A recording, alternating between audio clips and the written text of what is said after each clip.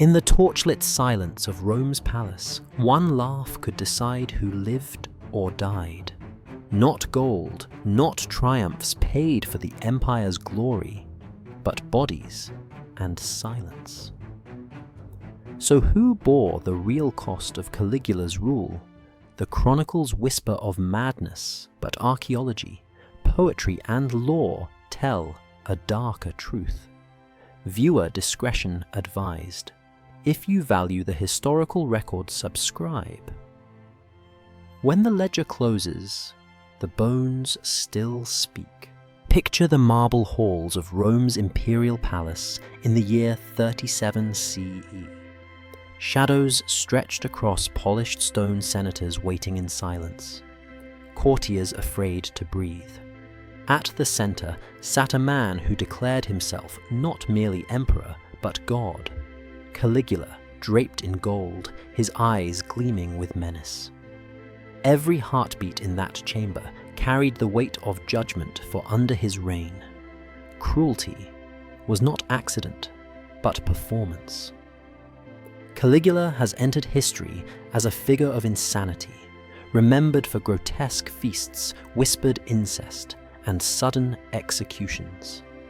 Yet to dismiss him as merely mad is to miss the system beneath the spectacle. His reign, though only 4 years long, exposed how power could transform suffering into ceremony. Shame, humiliation, and terror were not side effects of his rule. They were its foundation. What you are about to hear are not scattered anecdotes or lurid rumors, but 7 distinct rituals of domination, each staged with the precision of theater. Feasts that turned into arenas of humiliation. Sisters paraded as empresses, then worshipped as goddesses. Senators stripped of dignity before their own citizens. Death wielded as a lottery, and the palace itself transformed into a brothel. These were not the private excesses of a deranged ruler. They were public spectacles designed to break Rome's traditions, one by one. The story of Caligula is not simply about cruelty. It is about how power, unchecked, bends rituals, families, and laws into tools of control. And it begins in these halls of torchlight, where laughter could kill. A Roman banquet was supposed to be a celebration of order, wealth, and generosity. Senators reclined on couches, wives glittered in silks, and tables overflowed with fruits, roasted meats, and wines from across the empire. To dine with the emperor was once the pinnacle of honor, a moment to affirm loyalty and status. But under Caligula, an invitation to feast was no longer a blessing. It was a sentence of dread. The dining hall of the Caesars glittered like a temple, but beneath the surface it was a snare. Guests arrived in fine robes, their wives adorned with jewels, but beneath the painted smiles lay the same silent fear. To decline Caligula's invitation was unthinkable. Suspicion alone could lead to execution. To attend was worse, for every glance, every word, every breath risked drawing the emperor's attention. The hall itself was a stage. Torches blazed against marble columns, shadows stretched across gilded ceilings, music floated softly in the air. Slaves poured wine into silver goblets, serving delicacies brought from the edges of empire. Yet no one tasted without anxiety. All knew that at any moment laughter could turn to command, and command to ruin. Sometimes Caligula played the gracious host. He toasted senators, spoke with warmth, and laughed easily. Then, with a sudden smirk, he would snap the silence. A senator's wife would be ordered to stand. At times, he extended his hand with false gallantry, as though inviting her to dance. At others, he barked her forward like a slave. The husband sat, pale fists clenched beneath the table, but powerless. Protest meant death, silence meant humiliation. She was led into an adjoining chamber, and the hall froze in suffocating quiet. Guests lowered their eyes, straining to ignore the muffled sounds through the thin walls. When Caligula returned, robe loosely tied, he grinned wide. And then came the cruelty, not hidden, but spoken. He mocked the woman describing her body, her supposed skill or failings, boasting in detail before her peers and her husband. What had once been sacred, the honor of family, was reduced to laughter. For senators, this was devastation. In Rome, dignity and masculinity rested on the honor of one's wife. To have her taken and ridiculed before an audience was worse than political defeat. It was the annihilation of reputation. These banquets were not indulgence. They were strategy. By parading noble women as playthings, Caligula emasculated their husbands, shattering the Senate's pride without drawing a sword. Each humiliation was a performance of dominance. Executions silenced men. Shame destroyed them. The feasts became cycles of cruelty, repeated until dread itself became tradition. Invitations carried terror, not honor. Every guest rehearsed survival, eyes fixed on food, voices, measured gestures, careful. Yet, survival was never guaranteed. For Caligula relished unpredictability. A senator's wife today, a young nobleman tomorrow, an entire family mocked before dessert. Even silence was risky. He taunted guests, daring them to react, testing how far humiliation could bend them. And each time, no matter how sharp the insult, the Senate sat paralyzed, forced to laugh, weakly, forced to endure. Contemporary accounts like Suetonius describe these banquets not as moments of indulgence, but as rehearsed arenas of domination. Caligula weaponized the dining hall, transforming hospitality into humiliation ritual, into terror. Every goblet of wine became a test of silence. Every laugh masked dread. The senators, guardians of Rome's dignity, were reduced to props in a grotesque performance. For the women, the torment was no less real. Reduced to trophies, they endured ridicule with no means of resistance. To cry out was to condemn one's family. To remain silent was to live as proof of disgrace. Some returned to their homes shattered, others never recovered. In Rome, where family honor defined identity, Caligula had weaponized intimacy itself. Picture the silence after one of these spectacles. Caligula reclined in delight, narrating conquest, as the husband sat trembling, eyes fixed on his goblet. The wife sat rigid dignity, stripped shame, witnessed by every peer in the room. The hall filled again with forced laughter, but beneath it lingered the truth. No one was safe, no honor sacred, no bond unbroken. In those glittering halls, terror wore the mask of festivity, and cruelty passed as entertainment. The feast had become a theater, the table an altar, and the sacrifice was dignity itself. In a city that worshipped the mask of tradition, Caligula's most shocking stage was his own family altar. Inside the Lararium of the Palatine, the little shrine where Romans honored their household gods, he rewrote the script of piety and blood. Sisters in Rome were meant to be sanctified by modesty, guarded by the household, invisible to public appetite. Caligula tore down that curtain. He drew the women of his bloodline into the blaze of torches and made the empire watch. From the first months of his reign, the message was unmistakable. Agrippina the Younger, Julia Livilla, and above all Drusilla appeared at his side with privileges once reserved for an empress. At banquets they reclined near him, not hidden in galleries, but within the circle of power. At public games, their seats announced them as near sovereigns. Coins were struck that paired the emperor's profile with his sister's virtues, Concordia Securitas Fortuna, as if the imperial bloodline itself were a pantheon. Rome understood the language of images. Caligula spoke it fluently. If the empire was family, he would display family as empire. The boundary he crossed with Drusilla became the scandal. Rome could not stop whispering. She did not appear as a sister who honored an emperor, but as the woman who mirrored him, seated like a wife at feasts treated as consort in processions, her presence choreographed to announce intimacy that the city's oldest taboos forbade. Incest in Roman moral imagination was not simply sin. It was the unthinkable offense that dissolved the very household upon which the Republic and now the Empire stood. Caligula did not merely risk rumor, he cultivated it. Where most rulers would smother scandal, he fed it until it smoked from every doorway.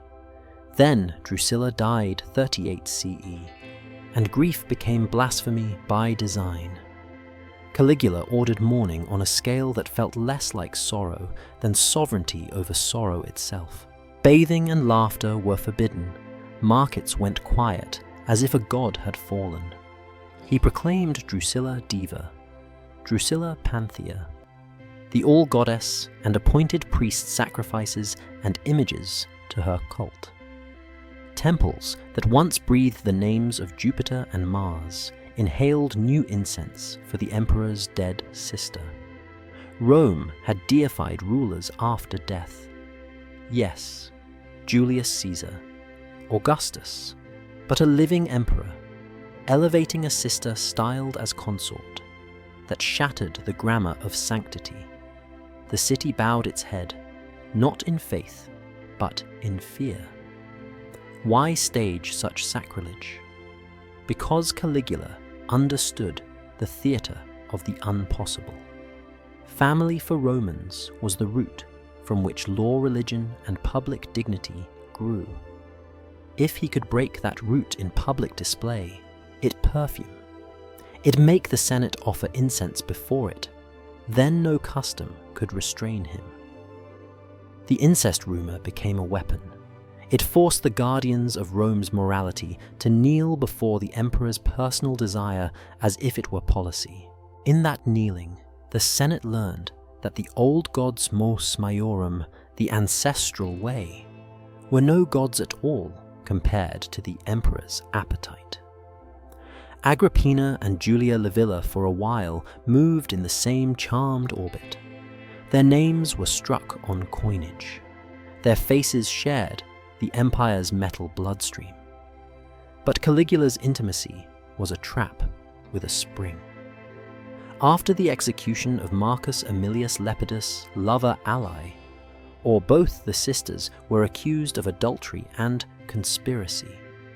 The man died, the women were exiled to islands, their property seized, their prestige evaporated into the salt air of Pontia and Pandateria. Rome had seen banishments before. This felt like ritual unmaking. He had elevated his sisters to near-saintly symbols, then stripped them to prove his absolute authorship over their honor. He crowned, then he erased. In both gestures he stood as god of the family stage. The cruelty was meticulous. Deification of Drusilla did not end with statues. It entered calendars, oaths, and gestures. A priesthood here, a mandated sacrifice there, a festival shadowing the normal rhythms of civic life.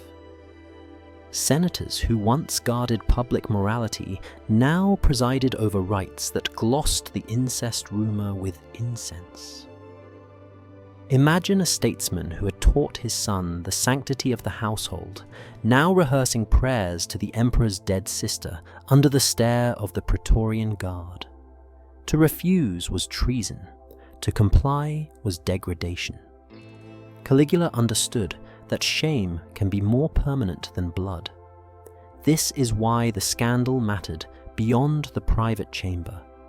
The Roman household paterfamilias lineage sacred hearth was the template for the state. By corrupting the household in the spotlight, Caligula turned the state itself inside out. He did not need to abolish laws. He only had to invert the oldest one, the law of kinship, and make the Senate applaud. In that applause, Rome learned a new constitution sovereignty, as spectacle taboo, as policy worship, as obedience drill. There were those who said quietly that Drusilla had been the only person Caligula truly loved, that the deification was grief ungoverned. Perhaps.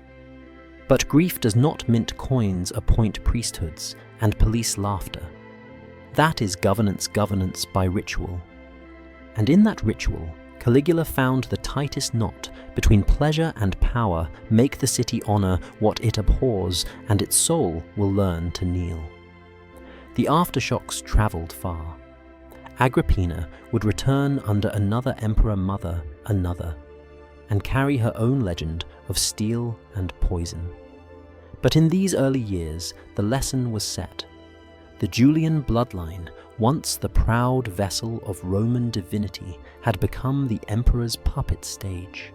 Family had been turned into a public liturgy of humiliation, and the city was the congregation. Having taught Rome to worship his sister Caligula, was ready for the larger blasphemy. If a woman of his house could be a goddess by his word, what remained?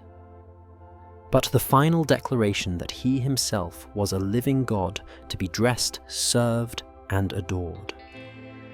The spotlight already burning widened from blood to heaven, when grief over Drusilla had been weaponized into cult. Caligula saw the next stage already built. If he could command worship for his dead sister, he could claim divinity for himself. Rome had long flirted with the deification of rulers. Julius Caesar was made divine after his assassination. Augustus in death received temples and hymns. But those honors came once a man had passed beyond the human realm. Caligula would not wait. He demanded to be a god in life. He began with costumes. Some days he appeared as Mercury, the messenger-winged sandals glittering as he strode through the marble halls. Other times he dressed in Apollo's golden cloak rays painted on his head to mimic the sun. On certain occasions he scandalized with Venus's robe's jewels pressed against his skin, parading as goddess and god alike. Each performance was more than vanity.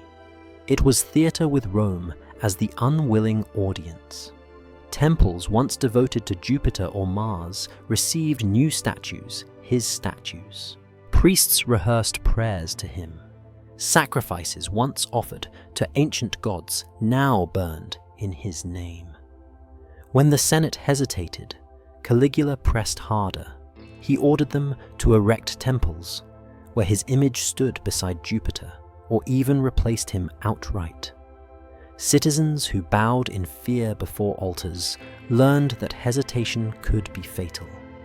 Devotion was not measured in faith, but in enthusiasm. Lips that trembled, voices that faltered, faces that betrayed doubt. Any of these could mark a worshipper for death. The most reckless act came with his command to install his likeness inside the Temple of Jerusalem, one of the holiest sanctuaries in the ancient world.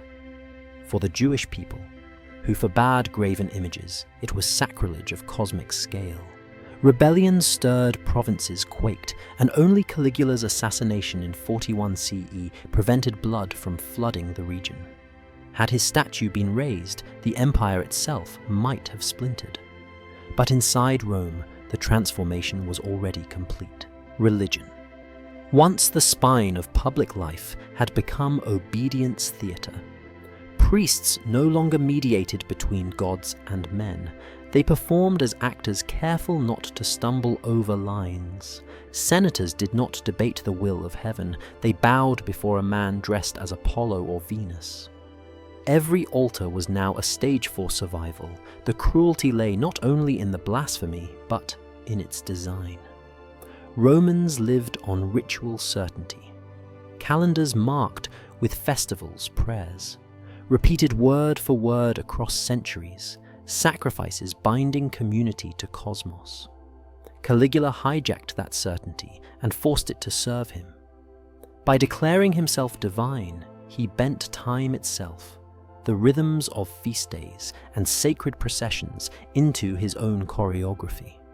Citizens whispered that he mocked even the gods. He bragged he was greater than Jupiter, that he could end lives at will. Some sources say he even promised he could raise the dead, though he never attempted the second half of that miracle. Instead, he demonstrated the first with casual executions, watching the spark leave bodies as proof of his dominion. In this parody of resurrection, Rome saw not salvation, but terror. Picture the Senate chamber on such a day. No debate, no lawmaking, only incense rising. Heads bowed, voices mumbling prayers, not to Mars or Vesta, but to the living emperor seated in jeweled robes. Picture the forum filled with offerings, coins clinking into basins, priests trembling as they spoke invocations to a man whose moods could kill them. In those moments, religion itself cracked under the weight of one will. It was not madness, it was choreography of power. By demanding worship, Caligula erased the last sacred boundaries. Family had already been desecrated. Now, heaven itself was mocked. With both realms' blood and divinity twisted to his will, nothing remained untouchable. Rome understood their emperor was not content to rule as man. He would rule as God, and obedience was no longer civic duty. It was liturgy of fear. The Senate bowed, the people prayed, and yet dread grew louder than devotion. For if Caligula could seize Olympus for himself, what sanctuary was left for mortals? That question, unspoken but searing, prepared the ground for his next theatre. The humiliation of the Senate, the very institution that once embodied Rome's dignity. The Senate of Rome had once been the backbone of power, its debates echoing through marble halls, its decrees shaping empires. Even under emperors, senators clung to dignity, their robes heavy with centuries of authority. Caligula shattered that illusion with deliberate precision. He did not simply strip the Senate of power, he staged its humiliation as public theatre. At first, he forced gestures of abasement. Senators were ordered to bow so deeply their foreheads touched the marble floors. Some kissed the hem of his robes, others his sandals. To protest was to invite death. To comply was to bury dignity forever. In a city where reputation outlived the body, humiliation was sharper than the sword. But Caligula did not stop at kneeling. He turned senators into playthings. He commanded them to run beside his gilded chariot, sweat soaking their togas as dust clung to their faces. He made Rome's lawmakers stumble through plays on stage, dressed in ridiculous costumes, while citizens laughed. For a Roman noble to act in theatre was disgrace. To stumble through lines as clumsy performers before the people was annihilation of status. At times, he ordered senators to fight mock gladiatorial combats. These were men whose hands had once signed decrees, now clutching wooden swords under the jeers of the crowd. They trembled, their fear visible. The sight was unforgettable. Rome's highest born reduced to spectacle, the guardians of tradition paraded like clowns. Caligula understood the genius of humiliation. Execution silenced enemies, but shame lingered. A dead senator could be replaced. A disgraced one became a living reminder of the emperor's power. Every bow, every kiss, every laugh at their expense corroded the Senate's image in the eyes of Rome. Even in the chamber itself, the humiliation continued. Senators rose to speak only to be interrupted by Caligula's mocking laughter. Long debates dissolved into childish games. Sacred traditions were twisted into parody. Some were ordered to address him as a god rehearsing prayers with voices that cracked under the weight of fear. Picture the processions through Rome. Caligula reclines in splendor, his chariot gleaming, while senators pant beside him in the dust. The crowd watches half laughing, half horrified. Authority shifts before their eyes. No longer did senators embody Rome's power. Their submission proved that only the emperor mattered. The cruelty was not impulsive. It was systematic. Caligula dismantled the Senate not by dissolving it, but by transforming it into a chorus of shame. Each act of abasement was theatre performed for the people, recorded by historians, seared into memory. The Senate survived in name, but its spirit was broken. And yet humiliation was only one weapon. Where shame, corroded legacy blood, terrified the living. Having reduced Rome's proudest men to props, Caligula turned next to executions, staged not as punishment, but as entertainment rituals, where death itself became another performance in his theatre of cruelty. Rome had long known the spectacle of death. Gladiators bled in arenas, criminals were crucified on roadsides, and war itself was paraded as theatre. But even Rome, hardened by centuries of blood, was unprepared for how Caligula transformed execution into amusement. For him, death was not a tool of justice. It was performance, a coin toss, a stage, upon which he delighted in watching despair. During festivals, when the people gathered for plays or athletic games, he often interrupted the entertainment with sudden executions. Prisoners were dragged into the open, their eyes wide with terror. Sometimes, without a trial or even an accusation, Caligula would point casually to a man in the crowd or among the chained captives, and soldiers obeyed. Steel flashed, and blood stained the sand before the spectators had even settled in their seats. On other occasions, cruelty carried a darker symmetry. Parents were forced to watch their children executed their screams, drowned by the cheers of the crowd. Children, too, were made to stand as their mothers or fathers were cut down before them. The horror lay not only in the loss of life, but in the destruction of bonds that defined Roman society. To see family shattered before one's eyes was a punishment designed to break more than the body, it broke the soul. At times, Caligula reveled in randomness.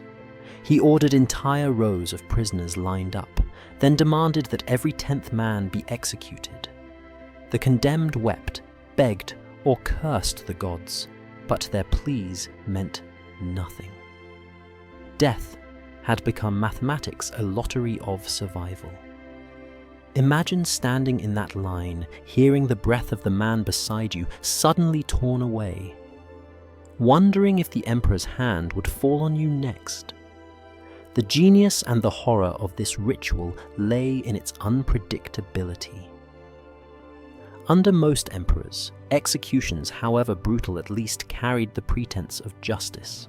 Treason, rebellion, conspiracy. These were names given to the condemned, but under Caligula, no such veil existed. A laugh, a careless gesture, a misplaced word, these could seal a man's fate. Survival became chance, not loyalty. Rome itself became a casino of lives, with Caligula alone rolling the dice. Even banquets, which should have been feasts of camaraderie, were turned into stages of death.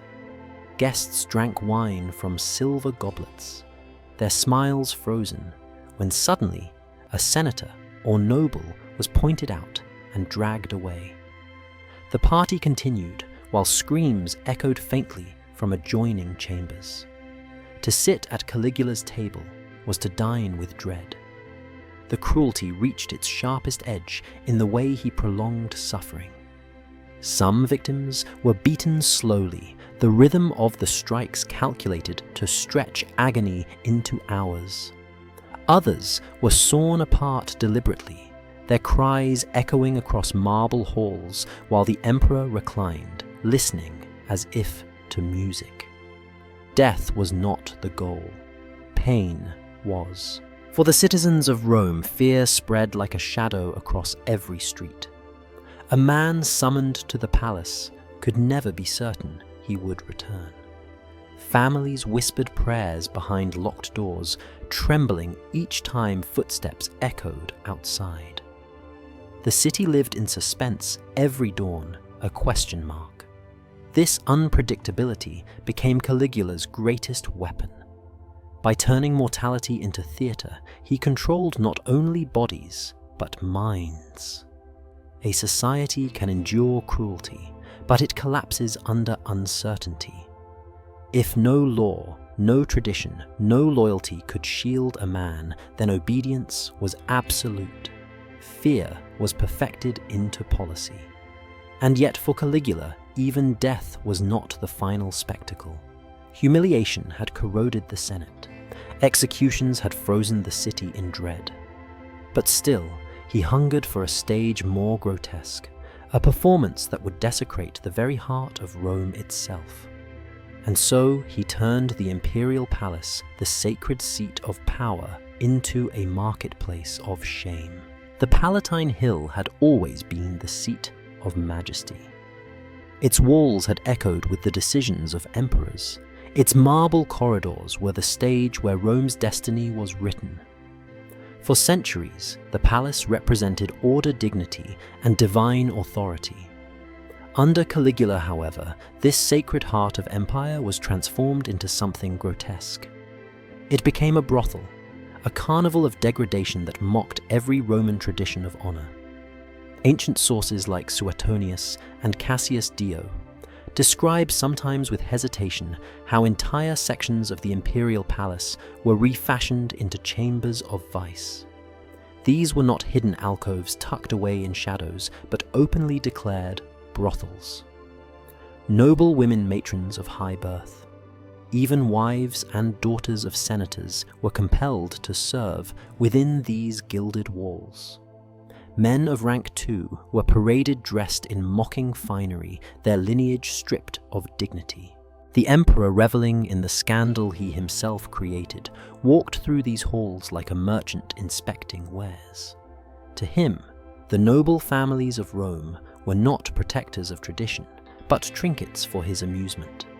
Every sob, every lowered gaze, every clenched fist of helpless rage became proof of his domination. The humiliation was public, deliberate, and merciless. Picture the scene: a senator, once a man who commanded legions or governed provinces, now forced to watch as his wife was summoned behind gilded curtains. He could not protest. Defiance meant execution. He could not turn away. Silence was complicity. His honor, Rome's greatest currency, was reduced to ashes in the eyes of peers and strangers alike. For the women, there was no shield. Their reputations, painstakingly cultivated through modesty and virtue, were shattered in a single night.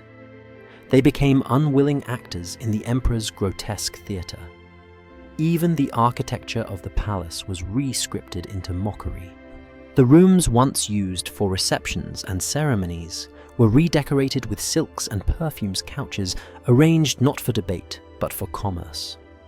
Guards stood at the entrances, not as protectors of law, but as ushers to vice.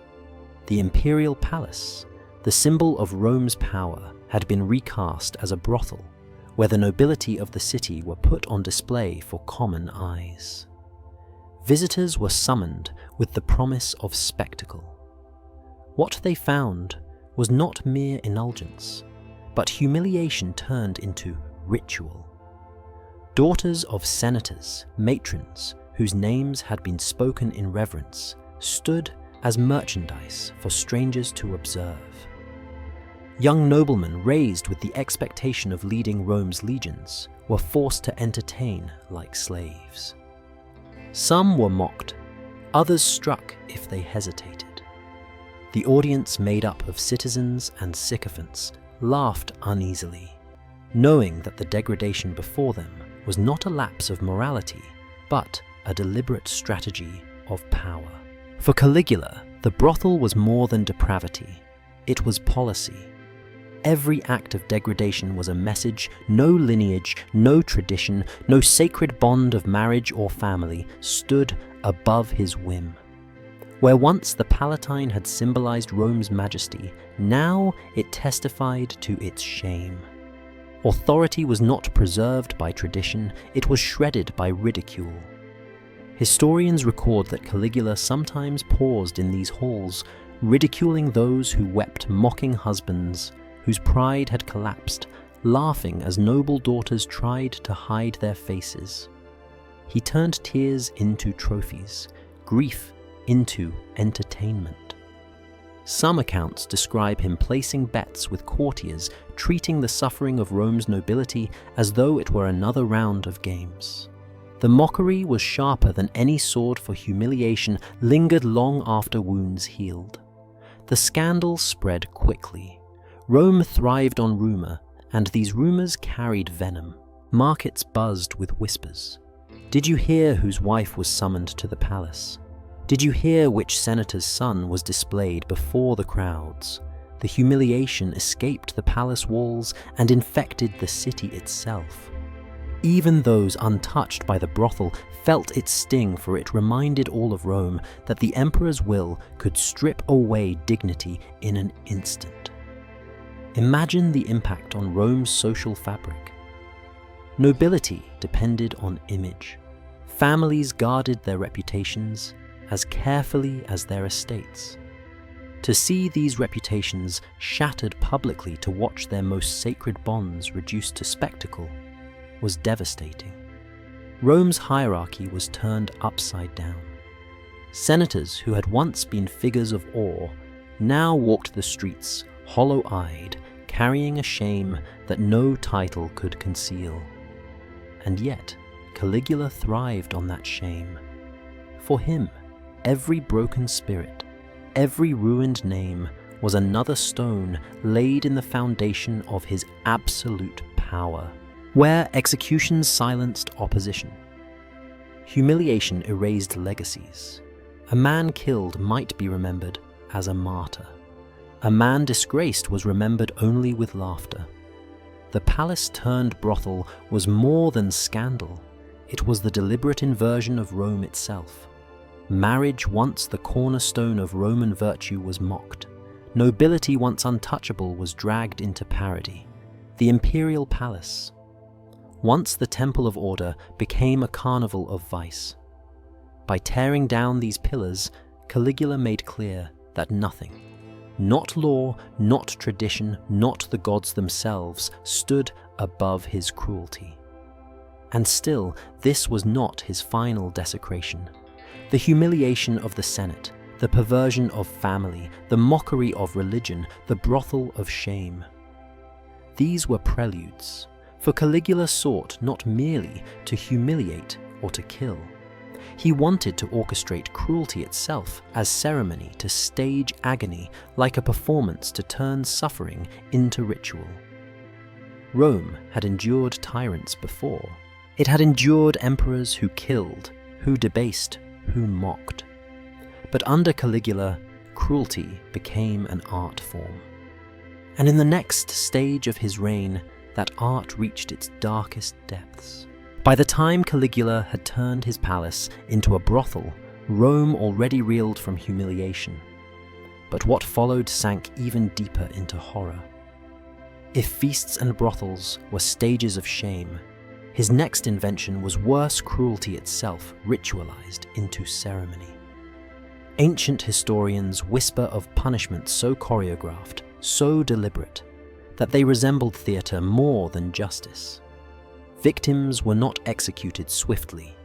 They were displayed like actors in a gruesome performance, their pain prolonged into a spectacle. A man accused of slighting the emperor might be beaten slowly, each strike calculated not to kill, but to stretch agony into hours. Another might be sawn apart inch by inch, his cries echoing in a chamber where the emperor reclined as if listening to music. These were not isolated outbursts of rage. They were carefully staged events. Caligula understood that blood alone could shock, but suffering prolonged, deliberate and public could break spirits more completely than death. Rome had long entertained itself with gladiators and executions, but even those had rules, rituals, and purposes. What Caligula introduced was different cruelty stripped of pretense suffering, staged purely for domination.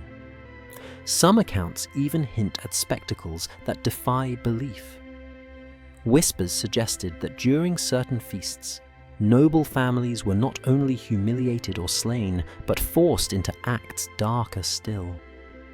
One story, recorded only in fragments, speaks of victims consumed at a banquet, though historians debate whether this was literal or a metaphor magnified by fear. Yet, the very existence of such rumors reveals how Rome remembered him not merely as cruel, but as a monster whose appetites seemed inhuman. Picture the scene: torches flare along marble halls, goblets overflow. Senators sit rigid with painted smiles. Slaves lift silver lids from dishes, and what lies beneath makes the guests' faces pale. Was it human flesh, or simply the rumor of it whispered in gasps around the table? For Caligula, the ambiguity was the point. Fear fed itself on uncertainty. The cruelty was not confined to victims alone. Families were weaponized against themselves. Parents were sometimes forced to watch their children's deaths. Children were made to watch their parents executed, their childhoods shattered in a single moment. This was punishment beyond the body. It was destruction of the soul. To survive such a scene was to carry scars deeper than wounds, memories of horror that lingered long after the emperor moved on to his next amusement. The randomness of it all heightened the terror. One day, a senator was humiliated. The next, a merchant's family was dragged into the palace. No law, no accusation, no pretense of crime dictated these events. Only the emperor's mood decided who suffered, and because the cruelty was staged like theatre. Every spectator knew survival today did not mean survival tomorrow. Even Rome's seasoned historians faltered in describing these acts.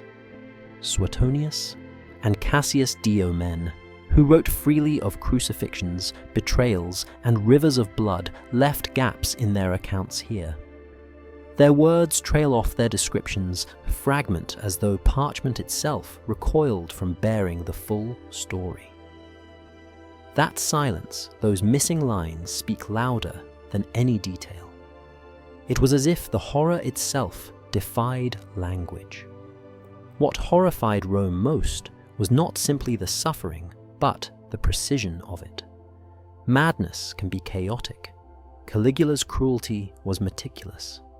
Each act was designed not merely to punish, but to perform. Pain became an instrument, screams became chorus, and death became finale. he turned agony into an orchestra of terror, one, where he alone conducted. Imagine the psychology of living under such a ruler. Senators, soldiers, citizens, no one was safe. A man who once prided himself on tradition, family or law, now lived in a city where tradition was mocked. Family was corrupted, and law was meaningless. Fear spread like a shadow across every street. Families locked their doors at night, whispering prayers, knowing prayers could not shield them. Even laughter in the markets was hollow because everyone knew that the emperor's next performance might feature someone they loved. And still, Caligula walked through his palace draped in jewels, smiling as though immortal, convinced that his theatre of cruelty was eternal. He saw himself not as tyrant, but as master of life and death, director of a play where Rome itself was audience and actor. But cruelty sharpens its own poison. Even as he staged these horrors, daggers were being sharpened in secret. Whispers grew among those closest to him, not of awe, but of vengeance. The man who thought himself untouchable was walking deeper into the shadow of his own downfall. By the late years of Caligula's reign, cruelty was no longer an accident of his temper. It had become policy, a deliberate system woven into the fabric of Roman life. What others called madness was in practice a method, a strategy that replaced law, custom, and tradition with terror. Rome had always relied on rules, however harsh, to keep order. Laws defined treason. Customs safeguarded family honor. Religion anchored the people with rituals. Caligula dismantled each of these pillars and replaced them with fear. When senators kissed his sandals, when Drusilla was paraded as a goddess, when noble matrons were forced into prostitution, it was not chaos, it was design. By eroding the foundations of dignified family and faith, he ensured that no one could feel secure, not even for a single day. Consider the Senate, once the proud guardian of the Republic. Under Caligula, its members became stage props, actors, gladiators, even clowns for public amusement. Authority collapsed in dust.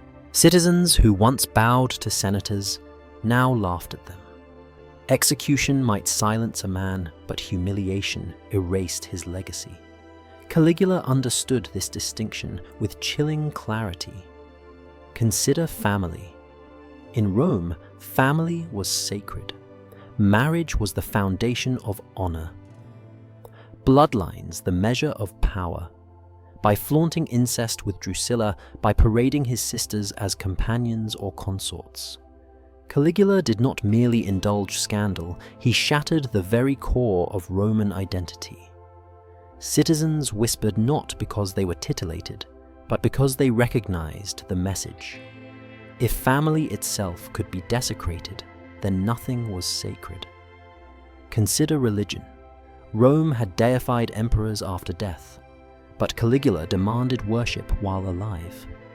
Temples raised in his name, sacrifices performed for his favor, even plans to set his statue inside Jerusalem's temple. This was not faith, but obedience, masquerading as ritual. To stumble in a prayer, to hesitate in bowing, was as fatal as treason. Worship became theatre survival, its only script. And finally, consider law. Where once decrees were written in marble and delivered by magistrates, now the only law was Caligula's will. Justice no longer rested on guilt or innocence. Survival was not about loyalty or betrayal. It depended entirely on chance, on whether the emperor smiled or frowned when he looked in your direction.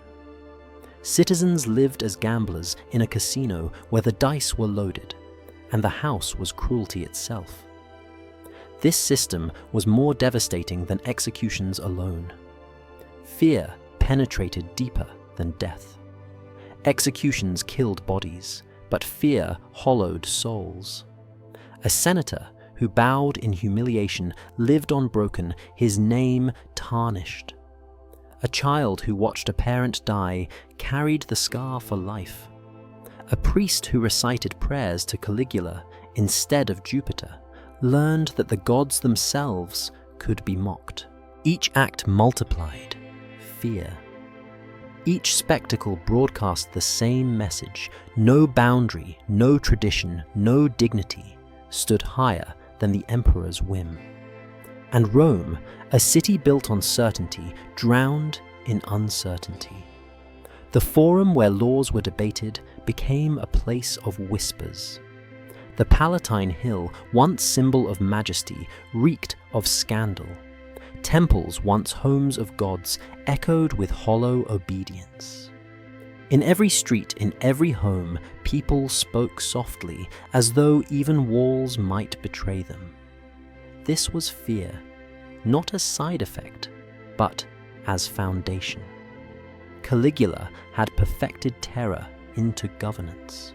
It was efficient because obedience under law could be debated, but obedience under fear was absolute. He made citizens grateful to survive another day, even if that survival meant silence, humiliation, or complicity. Yet, fear, like all policies, carries a cost. It corrodes trust, erodes loyalty, and sharpens the knives of the desperate. While Caligula strutted in jewels, laughing at the despair he created, daggers gleamed in the shadows. For even fear, as absolute as it seemed, cannot silence the human will to resist forever. January 41st, CE. The palace corridors glowed with torchlight as Caligula emerged from a theatrical performance. He had just presided over yet another display, where Rome's noblest bowed like slaves, and he basked in the silence of those too terrified to resist. But behind that silence, whispers had hardened into daggers. The plot had been brewing for months. Senators stripped of dignity guards forced into complicity. Even courtiers, who once laughed at his jokes, now dreamed of escape. Caligula had gone too far, not merely killing enemies, but humiliating allies, desecrating traditions, mocking the gods themselves. His reign had transformed loyalty into fear, and fear into hatred. Cassius Chaerea, a member of the Praetorian Guard, took the lead. Caligula had mocked him relentlessly, deriding his voice as effeminate, taunting him with crude insults. To Rome's emperor, it was entertainment. To Chaerea, it was humiliation too deep to endure. Behind the veil of discipline, Chaerea sharpened his resolve. Others joined senators, ruined by public mockery. Officers, weary of random executions, men who had lost family to Caligula's cruelty. The plan was simple, but daring strike when the emperor least expected it, in the heart of his own palace, surrounded by attendants who would be too shocked or too relieved to resist. That morning, Caligula had attended a series of games and performances. He was in high spirits, drunk on the sound of his own laughter, secure in the belief that fear made him immortal. As he left the theatre and stepped into a covered passage, the conspirators closed in. At first there was silence, then steel. Chaerea struck the first blow, plunging his dagger into the emperor's neck. Caligula staggered, eyes wide, disbelief carved into his face. How could a god bleed? How could fear fail? But the blades did not stop. Others joined, stabbing again and again, releasing years of humiliation in a storm of steel. Ancient sources disagree on how many blows fell. Some say 30, others more, but they agree on one detail. Caligula gasped like any mortal collapsing on marble floors he once thought would never see his fall. The emperor who had forced fathers to watch sons die, who had laughed at trembling senators, now writhed in his own blood. His cries echoed through the corridor, not as commands, but as desperate pleas no one heeded. The attendants who might have defended him stood frozen. Some watched. Some even turned away in quiet relief. The fear that had once bound them dissolved in an instant. For when terror is absolute, its collapse is sudden. Nearby, his wife Caesonia and young daughter Julia Drusilla were also killed victims, not of plots, but of vengeance, symbols of a dynasty many wished to erase. The assassins did not hesitate. Their rage extended to his bloodline. Outside, confusion spread. Citizens whispered, some in shock, others in celebration. In a city ruled by fear, the sudden absence of its source felt like release. But it also carried danger, for when terror ends, abruptly chaos follows. The Senate debated restoring the Republic. The Praetorians, unwilling to lose their privileges, installed Claudius Caligula's uncle as emperor. The machine of empire survived, even as its cruelest operator fell. The irony is sharp. Caligula, who had weaponized fear to control Rome, was undone, not by open rebellion, but by men too humiliated to bear another day of silence. His own guards, sworn to protect him, became his executioners. His own palace, designed as a theater of power, became his stage of defeat. The torches that lit his last walk burned as they always had, but this time they revealed not a god, not a master of life and death, but a man broken by daggers. The emperor who believed he could never be touched, discovered in his final gasps that fear cannot rule forever. The death of Caligula did not erase his shadow. If anything, it carved him deeper into Rome's memory. His reign lasted barely 4 years, 37 to 41 CE, yet those years are remembered with a revulsion, unmatched by longer, bloodier reigns. Why? Because his cruelty was not chaos, it was choreography. Other tyrants killed for power, Caligula humiliated for pleasure. He understood that execution ends a life, but shame lingers in families, corrodes reputations, and destroys institutions. By turning banquets into traps, by forcing senators to act in theaters, by parading his sisters as lovers and gods, he weaponized every sacred bond Rome claimed to honor: family, dignity, religion. Historians like Suetonius and Cassius Dio struggled with his legacy. They called him mad, a monster possessed by illness. Yet, their very discomfort betrays something more unsettling. Caligula's cruelty was deliberate. Madness may explain whims, but not policy. His humiliation of senators was systematic. His deification of Drusilla was staged. His conversion of the palace into a brothel was engineered. These were not outbursts. They were rituals of domination. The legacy of Caligula is not just in the acts themselves, but in the questions they force us to ask. How far can absolute power twist human institutions? Rome prided itself on family honor, on senatorial dignity, on religious tradition. Caligula hollowed them out, leaving only their shells. Family became theater, religion became parody, politics became mockery. He proved that civilization's strongest pillars collapse when one man decides they are props. And Rome remembered. Later emperors from Nero to Commodus were compared against him. Even when their excesses grew monstrous, Caligula remained the benchmark of perversion, the emperor against whom all others were measured. To call a ruler another Caligula was to brand him as a destroyer not only of people, but of meaning itself. His shadow stretches further still. Caligula's reign warns that tyranny does not only cut with swords. It corrodes with laughter. It enslaves with humiliation. It rewrites traditions until nothing sacred remains. Fear becomes law. Obedience becomes religion. And dignity becomes ash.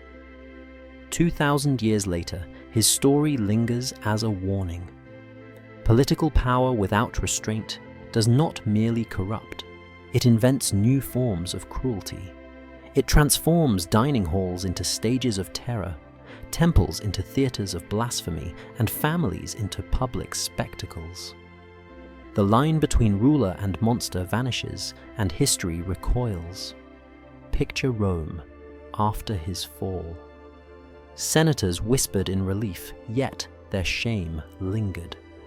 Citizens exhaled, but the memory of random executions still haunted them. The palace torches were relit, but their glow now carried the echo of screams, laughter, and humiliation. The empire moved on, but its scar remained. Caligula's name endures not as an emperor among many, but as a symbol, a reminder that unchecked power devours dignity. First, then humanity itself. He made Rome tremble, not by armies or conquests, but by proving that cruelty could be organized, ritualized, and celebrated. That legacy is more chilling than his death. Because in the end, Caligula did not only scar Rome, he scarred the idea of empire itself.